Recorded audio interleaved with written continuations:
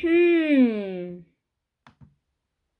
Išskyrus atvejus, kai Roblox privatumo politikoje ar kitose taikomose papildomose sąlygose aprašyta kitaip.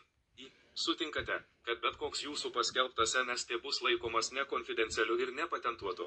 Ir suteikėte Roblox neišskirtinį, nemokamą, amžiną, neatšaukiamą ir visiškai sublicencijuojamą teisę priglobti, naudoti, kopijuoti, atgaminti, modifikuoti, pritaikyti, publikuoti, versti, paleisti, kurti išvestinius kūrinius, platinti ir viešai atlikti ar rodyti tokius NFT visame pasaulyje bet kurioje žiniasklaidos priemonėje bet kokiais verslo tikslais.